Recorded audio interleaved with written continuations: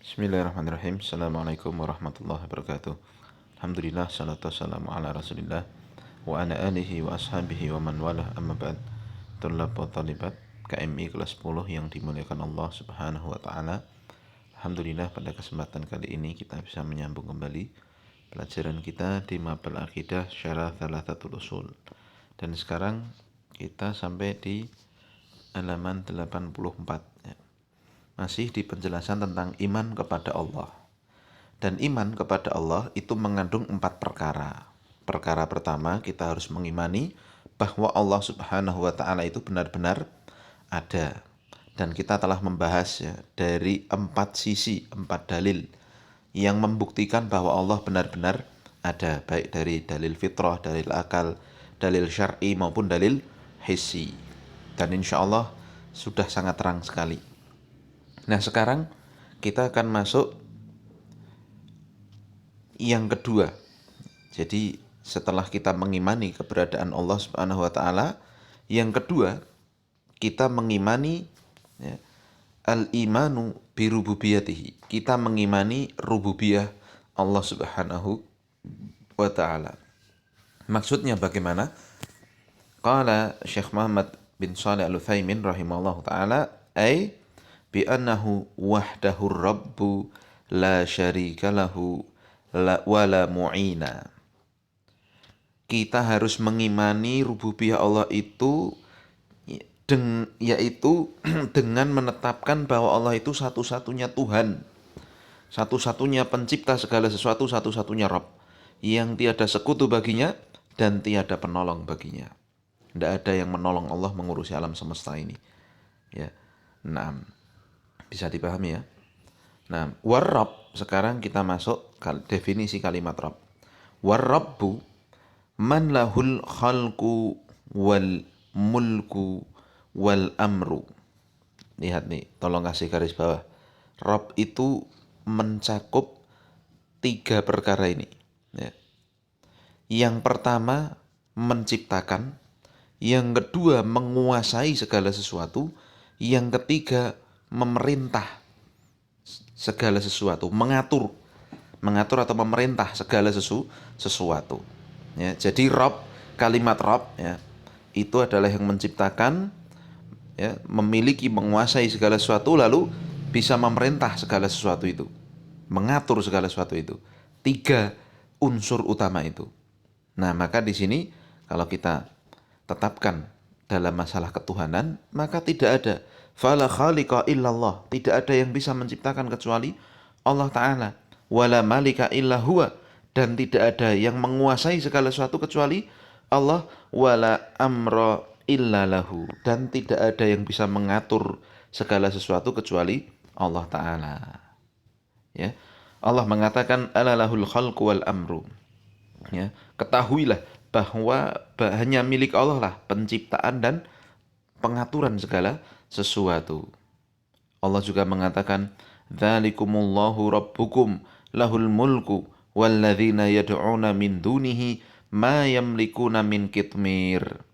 Demikian itulah Tuhan kalian, Rabb kalian, yaitu Allah yang memiliki, yang menguasai segala sesuatu.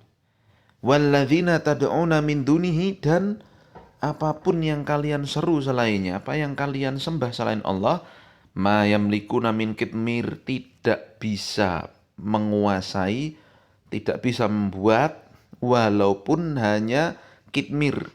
Kitmir itu kata para ulama artinya kulit yang membungkus biji kurma. Pernah makan kurma kan? Di dalam kulitnya itu kan ada seperti lapisan tipis sekali. Itu namanya kitmir. Tuhan selain Allah tidak mungkin bisa membuat sesuatu pun, walaupun membuat kitmir itu tidak akan bisa. Maka jelas sekali ya, Allah Subhanahu wa taala itu adalah satu-satunya yang berhak ya untuk menyandang rububiyah ini. Baik, kita lanjutkan. Walam yu'lam anna ahadan minal khalqi ankara rububiyatallahi subhanahu wa ta'ala. Dan tidak diketahui bahwa ada satu makhluk yang mengingkari rububiyah Allah Ta'ala. Illa an yakuna mukabiran ghaira mu'taqidin bima yaqulu.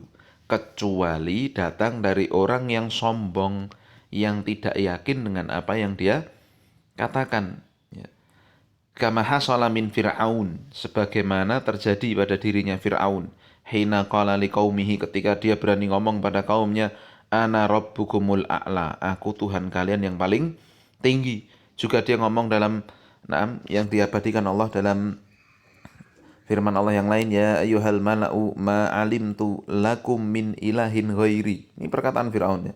Wahai pembesar-pembesarku, aku tidaklah mengetahui untuk kalian Tuhan kecuali aku, katanya Firaun itu. Ya. Lakin dzalika laisa an aqidatin, akan tetapi omongan Firaun ini yang dia mengaku Tuhan ini tadi, ya, ini bukanlah di atas keyakinan. Dia ngomong itu tidak benar-benar yakin kalau dia itu, kan dia tadi ngomong aku Tuhanmu yang paling tinggi, tiada Tuhan selain aku, kata dia. Waliyadzubillah, perkataan yang sangat sombong sekali. Nah, ini bukanlah berdasarkan keyakinan. Dia ngomong seperti itu tuh benar-benar tidak di atas keyakinannya. Dia hanya ngomong mulutnya saja. Dan tidak ada orang, kata Syekh Utsaimin di awal tadi ini ya, tidak ada orang yang berani sebejat Fir'aun ini, ya, sampai mengatakan dia itu memiliki ketuhanan. Ya, tidak ada yang mengingkari rububiyah Allah sebenarnya. Jadi kalau ada orang sampai ngaku dia Tuhan, itu sebenarnya benar-benar tidak masuk akal, terlalu jauh. Nah, tetapi ini Fir'aun, ya, telah diabadikan Allah di sini. Fir'aun berani mengatakannya karena kesombongannya. Akan tapi itu semua kembali ke sini tanpa dilandasi keyakinan yang 100%. Allah mengatakan, ya, wajahadu biha wastaiqanatha anfusuhum dzulman wa uluwa. Fir'aun mengingkari Allah Subhanahu wa ta'ala, tetapi jiwanya, ya, hatinya itu mengatakan bahwa Allah itu Tuhannya. Tetapi dia melakukan seperti itu dzulman wa uluwa, karena kezalimannya dan kesombongannya. Wa qala Musa li Fir'aun fima hakallahu anhu, dan juga Nabi Musa berkata kepada Fir'aun atas apa yang Allah hikayatkan tentang beliau, laqad alimta ma anzala haula'i illa rabbus samawati wal ardi basaira wa anni la adunnuka ya fir'aunu mathbura. Sungguh engkau Fir'aun telah tahu apa semua yang turun ini, ya, ini tidaklah turun kecuali dari Tuhannya langit dan bumi, dan benar-benar kita menyaksikannya semua. Jadi ini kisah sebelumnya kan apa? Ketika Fir'aun, ya, berkata seperti itu, sombong dengan kesombongan yang terlalu besar, ya, Allah utus kata untuk apa? Mengelilingi istananya Fir'aun. Kemudian Allah utus angin, ya, yang berhembus kencang, yang semuanya tidak bisa ditolak oleh Fir'aun dan bala tentaranya. Nah, maka Nabi Musa menjelaskan pada Fir'aun, nih Fir'aun, ini semua kamu lihat nih, kamu bisa apa atas kata-kata itu aja kamu nggak bisa ngatasi, ibaratnya kan begitu. Nah, ini semua, kata Nabi Musa, ini tidaklah turun kecuali dari Tuhannya langit dan bumi. Tetapi Fir'aun tetap ngeyel, paham ya? Tapi sampai akhirnya Fir'aun ingin membunuh Nabi Musa itu. Nah, dan Allah keluarkan mukjizat yang lebih besar lagi, dibelahnya lautan oleh Allah Subhanahu wa taala, ya, dengan perantara tongkatnya Nabi Musa. Ya. Taib. Kita lanjutkan. Walihada, oleh sebab itu, kanal musyrikuna yukirruna bi rububiyatillahi ta'ala ma'a isyrakihim bihi fil uluhiyati. Oleh sebab itu, ya, karena penjelasan ini tadi, dari sini kan kita pahami bahwa tiada sebenarnya yang tidak mengakui Allah itu Tuhan, itu tidak ada sebenarnya. Ya, secara globalnya begitu. Semua mengakui pasti Allah itu adalah Tuhan. Ya. Oleh sebab itu kaum musyrikin mereka menetapkan rububiyah Allah. Mereka menetapkan Allah itu maha pencipta. Allah itu maha mengatur segalanya. Allah itu maha, ya, menguasai segalanya. Mereka menetapkan itu, walaupun bersamaan dengan kesyirikan mereka dalam masalah uluhiyah. Allah mengabadikan dalam Al-Quran, Qul limanil ardu wa man fiha in kuntum ta'lamun. Katakan ya wahai Muhammad kepada orang-orang kafir Quraisy itu, tanyakan kepada mereka, limanil ardu, milik siapa bumi ini? Wa man fiha, dan apa yang ada di bumi ini? In kuntum ta'lamun, kalau kalian mengetahui, milik siapa ini bumi ini? Ya. Kemudian Allah mengatakan, sayaquluna lillahi. Pasti mereka menjawab, semuanya itu adalah milik Allah. Afala tadhakkarun. Maka tidakkah kalian mau mengingat? Kemudian Qul man rabbus samawati Qul man rabbus samawati sab'i wa rabbul arsyil azim. Katakan, siapa Tuhannya langit yang 7 dan Tuhannya arsy yang sangat agung. Sayaquluna lillahi qul afala tattaqun. Maka mereka akan mengatakan semuanya itu milik Allah.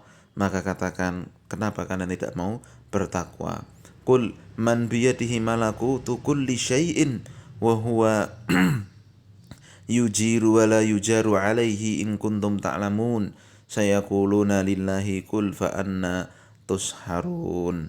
Katakan pula, di tangan siapakah kekuasaan segala sesuatu, yang memperjalankan dan tidak diatur, yang mengatur semuanya dan tidak diatur atasnya. Kalau kalian benar-benar tahu, milik siapa semuanya itu, siapa yang mengatur semuanya? Sayaquluna lillah. Mereka pasti akan mengatakan, itu semua milik Allah. Qul fa anna tusharun. Katakan, kenapa kalian tidak mau beriman? Kenapa kalian tersihir dengan kesyirikan kalian? Taib. Kemudian Allah juga mengatakan, wala in sa'altahum man khalaqas samawati wal arda la yaqulunna khalaqahunnal azizul alim. Dan jika engkau wahai Muhammad tanyakan kepada mereka, orang-orang musyrikin, siapa yang menciptakan langit dan bumi? Maka sungguh mereka akan menjawab, yang menciptakannya adalah Al-Aziz Al-Alim, yang maha besar lagi maha mengetahui. Juga Allah mengatakan, wala in sa'altahum man khalaqahum la yaqulunallah fa anna yufakun. Katakan, jika kau tanya kepada mereka, orang-orang musyrikin itu, siapa yang menciptakan kalian? Maka mereka akan menjawab, Allah yang menciptakan kami. Maka kenapa kalian tertipu? Naam. Wa amrul rabbi subhanahu syamilun lil amril kauni wasyar'i. Ya, sebelumnya jelas ya di atas ini bahwa orang kafir pun, orang musyrik pun, sesungguhnya mereka mengetahui, mereka sadar bahwa yang memiliki alam semesta, yang menciptakan alam semesta, yang mengatur alam semesta, ini hanya Allah Subhanahu wa Ta'ala semata. Paham ya? Tidak ada yang mengingkarinya kecuali orang semisal Fir'aun tadi. Kemudian ya, kita baca berikutnya, wa amru rabbi, dan perintah Allah, pengaturan Allah itu terhadap segala sesuatu, syamilun lil amril kauni wa syar'i, mencakup perintah dalam masalah kauni dan juga syar'i. Fakama annahu mudabbirul kaunil qadhi fihi bima yuridu hasba ma taqtatihi hikmatuhu fahuwa kadzalikal hakimu fihi bi syar'il ibadati wa ahkamil muamalati hasba ma taqtadihi hikmatuhu. Maka lihat, sebagaimana Allah itu mengatur segala sesuatu, menetapkan segala sesuatu, urusan-urusan material, urusan-urusan yang ada di alam semesta ini, Allah tetapkan segalanya sesuai dengan apa yang kehendaki dan tentunya sesuai dengan hikmah Allah Subhanahu wa Ta'ala. Maka Allah pula adalah hakim, ya, yang mengatur segala sesuatu dengan syariat, dengan menetapkan syariat ibadat, hukum-hukum muamalah sesuai dengan hikmahnya. Jadi maksudnya begini, Allah itu ya, memiliki amr, itu ada dua, ya, perintah, mengatur secara syar'i dan mengatur secara kauni. Mengatur secara kauni itu ya urusan alam semesta ini, matahari terbit, ya, bintang di atas ya, bulan, ada orang hidup, ada orang mati, ada orang sakit, semua Allah yang ngatur. Ada orang dapat rezeki, ada yang rezekinya sempit dan sebagainya, semua Allah yang ngatur. Paham? Demikian pula secara syar'i Allah yang memiliki aturan itu, yang menurunkan kitab. Ini loh jalan ke surga, ini harus diikuti. Kalau ngikutin ini kecemplung ke neraka. Itu semua Allah Subhanahu wa taala yang mengaturnya. Paham?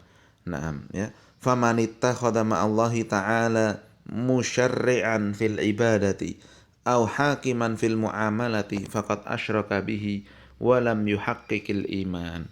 Maka siapa yang menjadikan sekutu bersama Allah dalam pembuatan syariat ya, dalam ibadah atau sebagai hakim dalam muamalatnya, maka sungguh dia menyekutukan Allah dan tidak melaksanakan keimanan.